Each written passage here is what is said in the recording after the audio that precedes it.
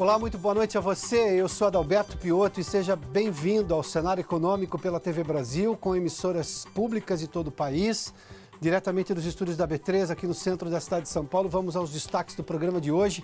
Foi uma tarde inteira dedicada aos deputados, aliás, que continua agora no avançar da noite, aos deputados da Comissão de Constituição e Justiça para falar sobre a reforma da Previdência.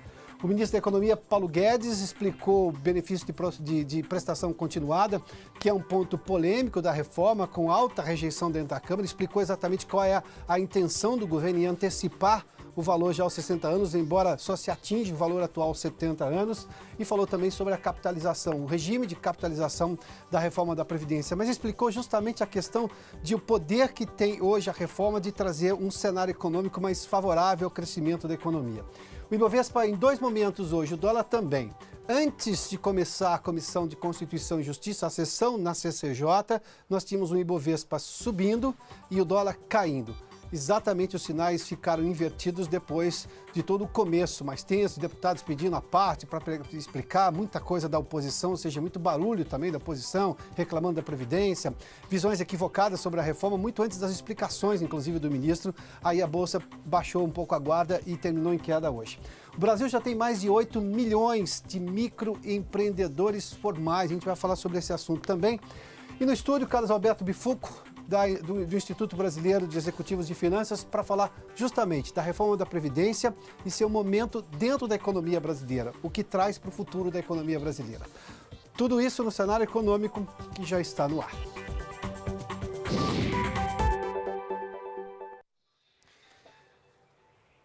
Uma tarde à disposição, também no começo da noite, agora a sessão da Comissão de Constituição e Justiça da Câmara, que é o primeiro passo extremamente importante para fazer andar a reforma da Previdência.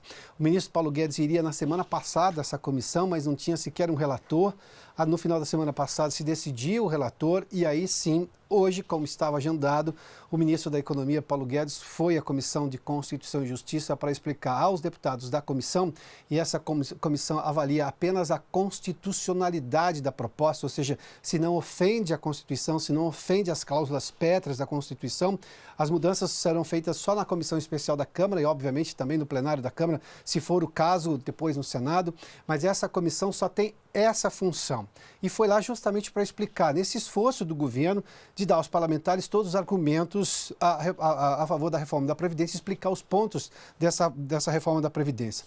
O ministro falou sobre a capitalização, falou sobre o benefício de prestação continuada, que é extremamente polêmico. Só para lembrar um pouquinho, vamos só retomar aqui o que é o benefício de prestação continuada. Não é previdência isso aqui é assistência, até porque a regra atual de assistência desse BPC é para idosos ou pessoas com deficiência acima de 65 anos que começam a receber, independentemente se contribuíram ou não com a Previdência, um salário mínimo. Essa é a renda mínima no Brasil. Vamos lá. Na proposta enviada ao Congresso, a nova regra diz que a partir dos 60 anos essa pessoa já pode começar a receber.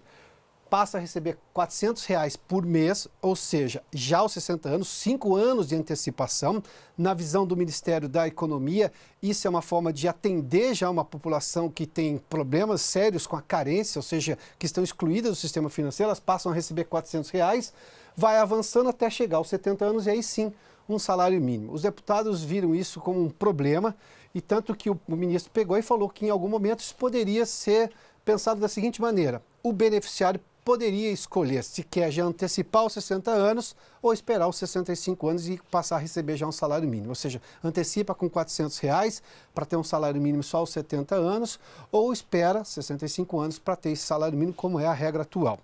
O ministro fez questão de dizer que essa é uma possibilidade. Mas ele falou também sobre a capitalização, a lógica de se fazer uma poupança, o valor da necessidade dessa economia de acima de 1 trilhão e 10 anos, porque o ministro foi muito claro, disse que hoje o Brasil não poupa para o futuro. Os aposentados atuais absorvem todo o valor que é arrecadado pelos trabalhadores que estão na ativa e não se guarda nada no futuro. A proposta da reforma tenta justamente fazer uma poupança de futuro, inclusive com o sistema de capitalização. Acompanhe esse trecho do ministro Paulo Guedes na Comissão de Constituição e Justiça da Câmara. Embora a reforma da Previdência existe muito esse foco fiscal, eu estou justamente chamando a atenção para o foco do crescimento. Os países, o ritmo de crescimento dos países, a produtividade do capital, o nível de salários, tudo isso depende exatamente dessa acumulação que vai ser feita. Então, você está democratizando a poupança. Um jovem, as famílias mais abastadas sabem o que é poupança, poupam, têm reservas, às vezes nem se aposentam no canal oficial, tem sistemas alternativos. Agora, as famílias mais pobres, desde o início, o jovem tinha que ter justamente sua caderneta individual, a capacidade de ir acumulando, vendo e aprendendo a gerir esses recursos, e, principalmente, esse dinheiro não some. É uma ilusão achar que esse dinheiro some. Esse dinheiro é injetado na economia sob forma de investimentos. Em vez de ser o que é hoje, que a geração, justamente, de idosos simplesmente consome aquilo e nada vai para o futuro, na verdade, nós temos que ter a capacidade, a potência fiscal é para o próprio sistema, não é para capitalizar. Teve uma outra pergunta também, vamos pegar esse 1 trilhão, vamos dar para os bancos. Não tem trilhão nenhum que vai para banco nenhum. Isso aqui, na verdade, o que está acontecendo aqui, na verdade, é o seguinte, você está economizando esse 1 trilhão no tempo para o sistema ficar viável. Quem está pagando mais é quem recebe mais, é quem está... Esses estão recebendo, esses estão pagando, estão contribuindo, estão tendo a trajetória futura atenuada em relação aos que têm menos. Os 83% de brasileiros que ganham até 2 salários mínimos, esses estão contribuindo menos. Não estão tirando dinheiro deles, eles estão contribuindo menos.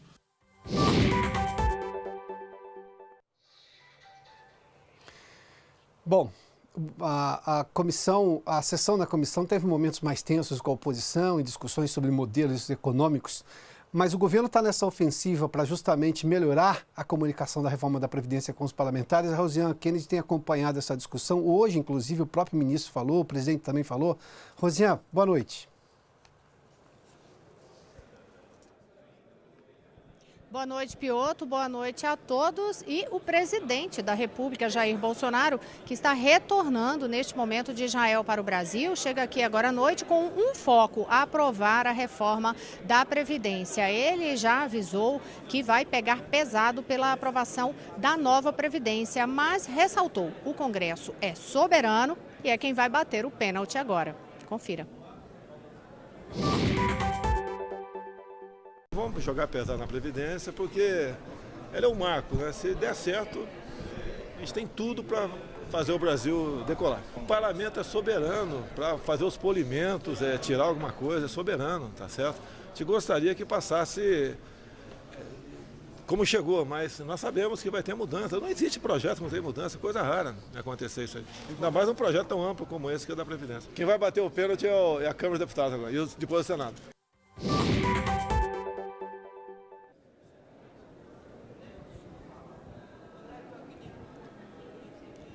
Nessa investida de articulação, Piotr, pela aprovação da nova reforma, Jair Bolsonaro terá reunião amanhã com presidentes de 6 partidos. Tem a lista aqui: PRB, PSD, PSDB, MDB, PP e Democratas. Para a próxima semana já estão programados encontros com pelo menos mais 4 partidos: PSL, Solidariedade, PR e Podemos.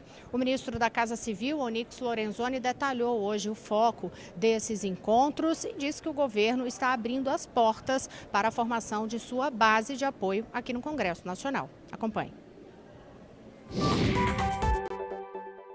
Bom, vai ser o tom de convidá-los, né, a instituição partidária, para que participe desse esforço, né, de construção do entendimento na busca de poder ter a nova Previdência aprovada, que o Brasil encontre o equilíbrio fiscal, porque este é o passaporte para o portal da prosperidade. O Brasil, passando por isso, nós vamos para um outro momento na vida brasileira, de emprego, de crescimento, vai ser um outro Brasil. Para que nós tenhamos uma base, né, constituída, a gente precisa dialogar, convidar e abrir a porta. É o que a gente está fazendo. Nós estamos abrindo a porta para a construção dessa base, que vai se expressar lá na votação da nova Previdência em junho.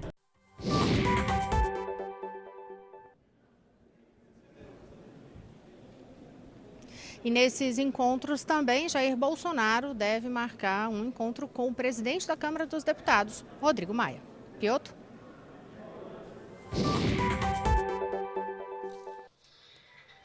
Muito obrigado, Rosiane. Vamos dar uma olhadinha no mercado financeiro hoje. O Ibovespa terminou numa queda de 0,94%, olha, 94.491. Para você ter uma ideia de quanto oscilou hoje, chegou a 96.442 no seu melhor momento, justamente porque havia ali uma expectativa em relação à Comissão de Constituição e Justiça. A Bolsa caía um pouquinho, dado o nível do debate no começo, mas o que também é completamente esperável. A oposição vai reclamar, vai fazer um papel político, não tem exatamente muito a ver com esse comportamento do mercado financeiro, que tem muito de realização de lucro aqui também.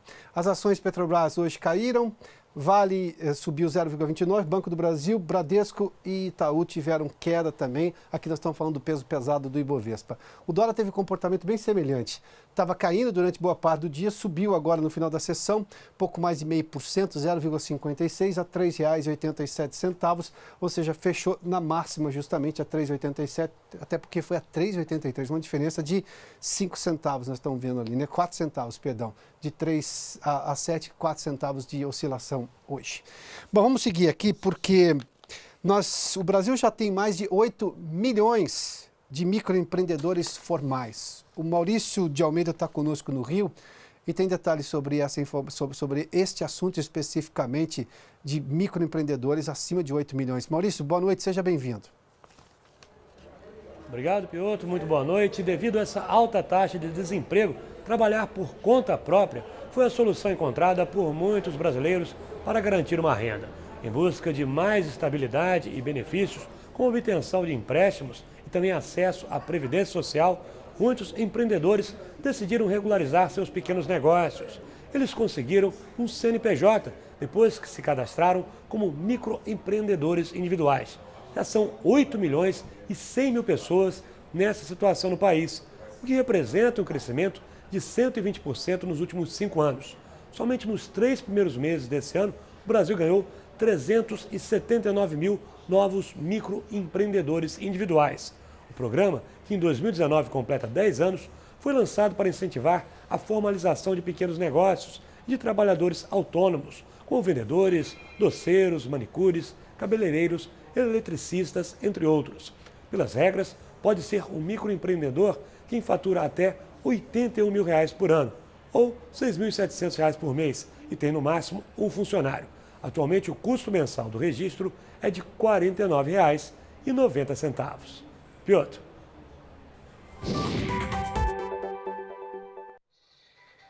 Muito obrigado, Maurício. Você se lembra que dias atrás teve toda uma polêmica na internet da moça que teria ganhado mais de 1 milhão, enfim, aplicando na bolsa e tudo mais? Bom, a Empíricos é a empresa a qual ela representava e o Procon está multando essa empresa. A Vanessa Casalino tem detalhes. Vanessa, boa noite.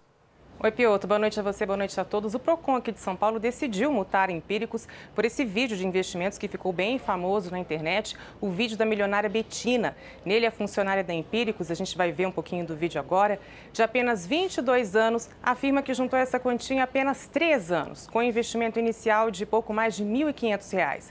Betina explica que aplicando em ações, qualquer um pode ter um lucro proporcionalmente igual ao que ela teve. O vídeo gerou polêmica, repercutiu na internet. Para o Procon, essa garantia de resultados a partir das orientações financeiras da Empíricos é propaganda enganosa e pode induzir o consumidor a erro. A Empíricos se define não como um banco ou como uma corretora, mas como uma publicadora de informações financeiras e de recomendações de investimentos. Segundo o Procon, a multa vai ser aplicada no âmbito de um processo administrativo e pode variar de 650 a 9 milhões de reais. A Empíricos já é alvo de 2 representações, uma criminal na Polícia Civil aqui de São Paulo, feita também pelo Procon. Nesse caso, a entidade pede a instauração de um inquérito por publicidade enganosa e propaganda abusiva. A outra representação está no CONAR, o Conselho Nacional de Autorregulamentação Publicitária, órgão que regula o setor. De acordo com o CONAR, a representação foi motivada por denúncias de consumidores que estranharam essa promessa de ganhos fáceis que está no vídeo da Betina, Piotr.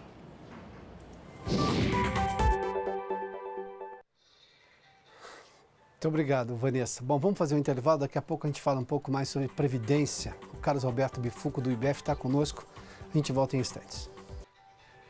Já de volta com o cenário econômico para falar um pouco mais sobre a Previdência. Hoje você tem acompanhado aí, o ministro da Economia, Paulo Guedes, foi à Comissão de Constituição e Justiça da Câmara para explicar aos parlamentares exatamente o projeto do governo.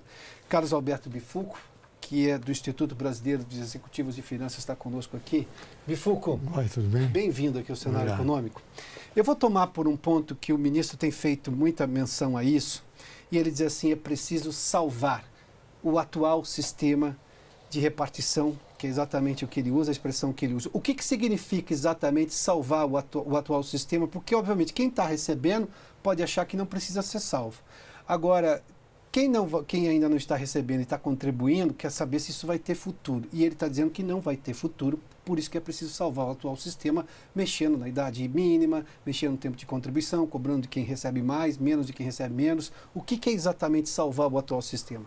Veja bem, há alguns anos já que nós, o Instituto Brasileiro de Executivos de Finanças, nós temos mostrado que existe um passivo oculto, ou seja, não está contabilizado pelo governo todas as obrigações que ele vai ter com as pensões. Há muito tempo isso ocorre.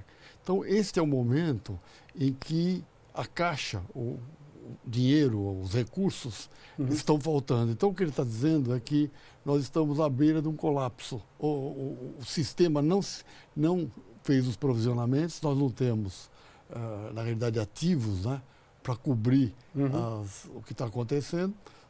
Confiamos que a Receita continuaria, todos nós sabemos que a Receita governamental não evoluiu de forma tão positiva nos últimos tempos. Então, está faltando receita em todos os níveis, né? No federal, no estadual e no municipal, e o custo vem continuadamente subindo por razões que nós já sabemos, né? Quer dizer, saúde, maior, vamos dizer, mortalidade menor e etc. Ou seja, os ganhos que tivemos com uma maior sobrevida do brasileiro, a redução de mortalidade infantil, que era uma coisa vergonhosa, ou seja... Mas vamos lá, falando sobre a questão de receita e despesa. O governo hoje é deficitário. As contas públicas são deficitárias. Muito. E o governo diz que a Previdência é deficitária. Ou seja, a Previdência não é deficitária sozinha. Para pagar uma obrigação constitucional, o governo tira de outras áreas. E mesmo assim não tem sido suficiente, ele vai lá e empresta dinheiro no mercado para justamente pagar as contas ali. Ou seja, quando ele fala em salvar o sistema, é começar a levar em conta esse passivo, calcular a receita que virá para que seja um sistema com solvência fiscal de longo prazo.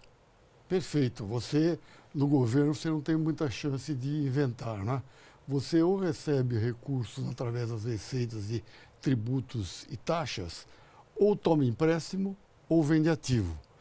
Essa panaceia de querer vender ativos para resolver buracos constantes, nós sabemos que não vai funcionar. É privatização, por exemplo. Dinheiro privatização para ser colocada num buraco, alguma coisa que vai sendo absorvida, não pode continuar. Então, o que ele está colocando, e eu acho que está até adiantando alguma coisa, no meu ponto de vista, eu primeiro discutiria essa reforma menor para depois discutir mais o aspecto de conta de capitalização e etc., que depois nós podemos entrar e conversar. Resumindo, o governo não fez o cálculo atuarial das suas obrigações, coisa que qualquer fundo faz, né? Ou então, seja, hoje nós não estamos... tem sido feito já há muito tempo. Muito tempo. O Estado brasileiro não fez essa conta. Não fez essa conta. De qual é o custo que ele teria com as apostadorias nos anos seguintes. E fez mais ainda. Além de haver esse fenômeno, que é o fenômeno da longevidade maior, também ele colocou novos encargos dentro da Previdência, que alguns não sabem bem como é que estão contabilizados, mas a parte, vamos dizer, de Previdência Rural, Bolsa Família, e etc., e remuneração para idosos, está havendo todo entre aspas, um carinho e uma concessão sem ter lastro, né? Qualquer fundo tinha que ter um lastro. Agora, só confiar na receita não deu, estamos nos endividando, como você sabe, e vendendo ativos. E o caso que o país passou por uma recessão, ou seja, a fonte de receita ficou menor. Sem dúvida. Dessas três que você falou, ou seja, ou eu me endivido, que não é bom. Vender ativos, tudo tem um fim. E receita, se ela vem menor e as despesas continuam no mesmo valor, ou seja, essa conta não fecha, mas a dona de casa tem a mesma conta no dia a dia, não é tão diferente. É caixa. Né? Como nós falamos, é o fluxo de caixa que fica no vermelho. Agora, o vermelho está ficando cada vez mais vermelho, né? Ele saiu de uma tonalidade rosa e agora está num vermelho crescente, porque nós temos uma ilusão. Nós falamos muito do déficit primário, que é o déficit antes de considerar as contas patrimoniais, os juros, etc.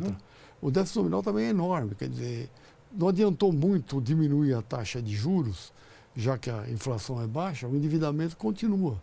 Quer dizer, nós estamos aí com em torno de 60% de endividamento do PIB, progredindo cada vez mais, e agora é hora, quer dizer, agora é hora de começar a tomar providências, né? Bifuco, você tem uma longa carreira como negociador no setor corporativo de grandes empresas. Como é que se negocia um projeto que eu digo para as pessoas e falo aqui no programa com muita frequência que a reforma da Previdência não é polêmica, ela é sensível. Ela mexe com certezas que as pessoas tinham porque a lei era daquela maneira e está sendo proposta uma mudança agora. Como é que eu negocio? Não só em convencer as pessoas, mas em falar com o Congresso, que obviamente tem ali, é uma representação da sociedade, não deixa de ser, mas que tem interesses políticos e tentar justificar para esse ou para aquele eleitor esse ou aquele argumento. Como é que tem que ser uma negociação dessa que, já entendo, é complexa? Nós entendemos essa negociação como bastante complexa. Algumas coisas não aconteceram, vamos dizer, a contento, né? Primeira, eu entendo que está faltando um negociador que conheça profundamente os meandros do Congresso. É difícil, porque o Congresso também tem uma parte que foi renovada, mas pelo menos o espírito do que está acontecendo lá... Um líder político da reforma. O líder político da reforma, não está existindo. E é muito difícil para um líder técnico explicar para alguém que os eleitores dele vão adiar a sua aposentadoria, ou vão ter uma aposentadoria menor, ou vão perder a aposentadoria. Isso é muito complicado. Claro. Na realidade, a pílula tem que ser dourada, de alguma maneira. Eu acho que esse embate solitário do Paulo Guedes não me parece a forma adequada. A forma adequada é conseguir alguns heróis lá que vão defender esse tipo de, vamos dizer assim, de mudança. A gente ouve as entrevistas do pessoal que está, teoricamente, os deputados estão teoricamente do lado do governo, e eles hesitam no apoio, né?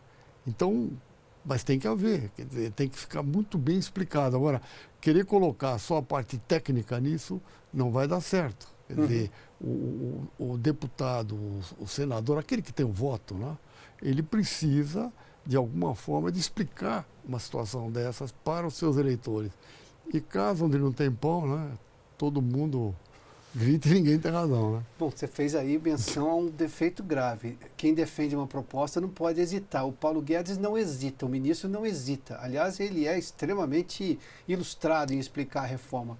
Mas a parte política é que está hesitando, é isso? Exatamente. Ele explica a reforma, ou seja, a equação que existe e como ele pode mudar essa equação para tornar um pouquinho melhor. Não é muito melhor, mas um pouco melhor.